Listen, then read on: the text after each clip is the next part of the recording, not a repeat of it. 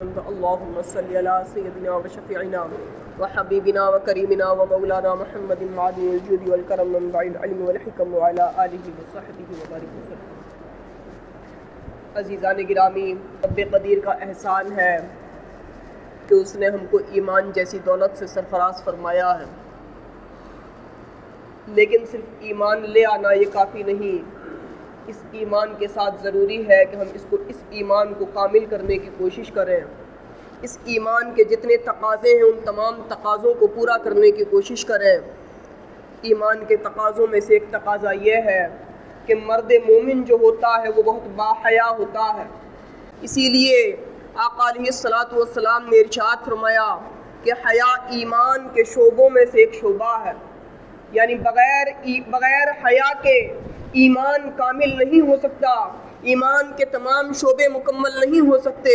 لیکن افسوس یہ ہے کہ آج ہمارے اندر سے یہ حیا نکل چکی ہے۔ آج بے حیائی ہمارے اندر دن بدن بڑھتی چلی جا رہی ہے، اور اس بے حیائی کا انجام یہ ہے کہ اس نے ہم کو نہ معلوم کن کن گناہوں تک پہنچا کر رکھ دیا ہے۔ اور یہ مفہوم بھی احادیث میں ملتا ہے کہ جب انسان کے اندر سے حیا نکل جاتی ہے تو اس کا حال یہ ہوتا ہے، پھر اس کو کوئی چیز روکنے والی نہیں ہوتی، وہ جو چاہتا ہے کرتا ہوا نظر آتا ہے۔ جب تک ہمارے اندر حیا رہے گی تو یہ حیا خود ایسی نعمت ہے کہ ہزاروں گناہوں سے ہمیں خود روکتی ہوئی نظر آئے گی۔ یہ حیا ہمارے قدموں کو بڑھنے نہیں دے گی، ہماری نگاہوں کو اٹھنے نہیں دے گی، ہم کو برائیوں سے خود روک دے گی۔ لیکن اگر یہ حیا ہمارے دل سے نکل گئی تو پھر ہمارا انجام کیا ہوگا ہم خود نہیں جان سکتے۔ ہم کو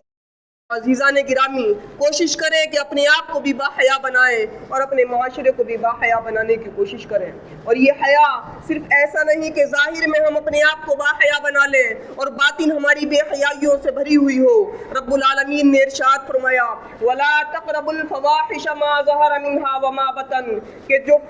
فاحشہ کام ہیں، جو فحش والے کام ہیں، ان کاموں کے قریب بھی نہ جاؤ، نہ ظاہر میں نہ باطن میں۔ نہ ہی تو لوگوں کے سامنے کوئی بے حیائی کا کام ہونا چاہیے اور نہ ہی تنہائیوں میں کوئی بے حیائی کا کام ہونا چاہیے۔ اگر کوئی شخص ظاہر میں تو اپنے آپ کو باحیا بنا کر رکھتا ہے، لوگوں کے سامنے تو بے حیائیوں سے بچتا ہے، لیکن تنہائیوں میں انجام میں اس کا حال یہ ہے کہ وہ موبائلوں پر بیٹھ کر اور طرح طرح سے گناہ کرتا ہوا نظر آتا ہے۔ تو اس کا مطلب یہ ہے کہ یہ گناہ سے اللہ کے لیے نہیں رک رہا ہے، یہ گناہ سے لوگوں کو دکھانے کے لیے رک رہا ہے۔ اس کے دل میں اللہ کا خوف نہیں ہے، اس کے دل میں صحیح معنی میں حیا نہیں ہے، اس کے دل میں صرف اور صرف یہ ہے کہ لوگوں کے درمیان میری عزت بیٹھ جائے، لوگ مجھ کو معزز سمجھنے لگے، لوگ مجھ کو باحیا سمجھنے لگے۔ تو یہ سراسر ریاکاری ہے، یہ اللہ رب العالمین کی رضامندی نہیں ہے۔ ایسے شخص کا انجام یہ ہوگا کہ قیامت کے دن ایسے شخص کو جنت کے قریب لایا جائے گا۔ جب جنت کی خوشبو سونگھنے لگے گا،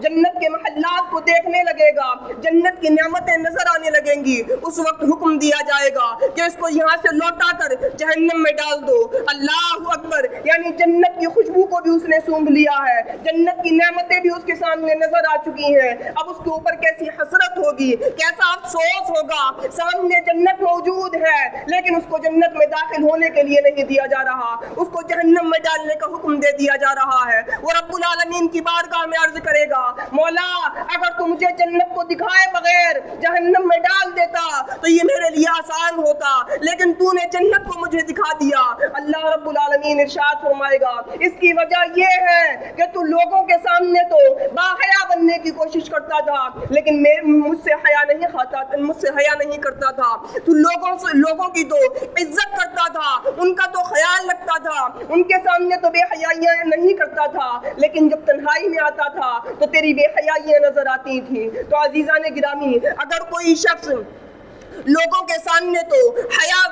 اپنی حیا کو ظاہر کرے، اپنے آپ کو باحیا دکھائے، لیکن اگر اس کی تنہائیاں باحیا نہیں ہے، اگر تنہائیوں میں بے حیائیوں والے کام کر رہا ہے، تنہائیوں میں بیٹھ کر موبائلوں کو دیکھ رہا ہے، تنہائیوں میں بیٹھ کر گناہوں میں مصروف ہے، تو وہ جنت میں تو نہیں جائے گا، بلکہ اس کے ساتھ انجام یہ ہوگا کہ قیامت کے دن اس کے اوپر ایسی حسرت و افسوس ڈالی جائے گی کہ خود عرض کرے گا کہ اگر میرے اوپر یہ حسرت نہ ہوتی تو میرے لیے جہنم میں جانا آسان ہو جاتا, اگر جنت کی نعمتوں کو نہ دیکھا ہوتا, جنت کی خوشبو کو نہ سونگا ہوتا تو میرے لیے آسان ہوتا کہ میں جہنم میں چلا جاتا. اللہ اکبر. عزیزان گرامی, جہنم کے عذاب کو بھی وہ آسان سمجھ لے گا صرف اس چیز کو دیکھ کر کہ جنت کو دیکھ لیا اور اس کے بعد جنت سے اس کو روک دیا گیا ہے. تو عزیزان گرامی, اپنے ظاہر کو بھی باحیا بنانے کی کوشش کریں اور اپنے باطن کو بھی باحیا بنانے کی کوشش کریں. تنہائیوں میں رہیں تو اس وقت بھی اللہ رب العالمین سے حیا کرتے رہیں, اور ظاہر میں رہیں اس وقت بھی لوگوں کی وجہ سے نہیں بلکہ اللہ رب العالمین کے خوف سے اپنے آپ کو بے حیائیوں سے بچانے کی کوشش کریں. حضرت علی کرم اللہ تعالی وجہ الکریم سے مروی ہے کہ اگر کسی کی نگاہ کسی عورت پر پڑ جائے اور اس کے بعد وہ اللہ رب العالمین کے خوف سے اپنی نگاہ کو جھکا لے تو اللہ رب العالمین اس کو عبادت میں لذت عطا فرمائے گا. یعنی اگر کسی بندے کی نگاہ کسی عورت پر پڑ جاتی ہے,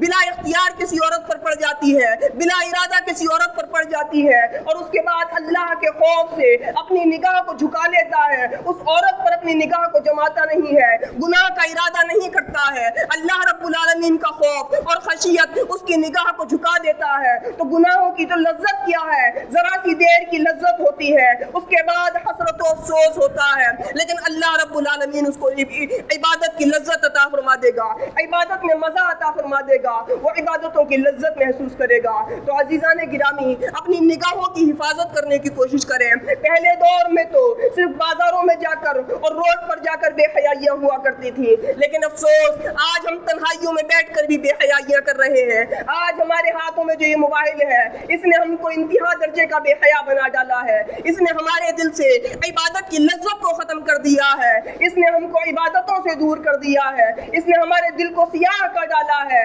عزیزان گرامی, ضرورت اس چیز کی ہے کہ اگر موبائل سب سے اولن تو بے حیائی والی چیزوں کی طرف تو توجہ ہی نہیں کی جائے, اس کے باوجود بھی اگر کہیں پر ایڈورٹائز آ جائے یا بلا اختیار کوئی چیز کھل جائے تو انسان کو فوراً اس کو ہٹا دینا چاہیے, اس کی طرف توجہ نہیں ہونی چاہیے. اگر انسان یہ بھی کرتا ہے تو انشاءاللہ امید ہے کہ جو حضرت علی کرم اللہ تعالی وجہ الکریم نے بشارت دی ہے, جو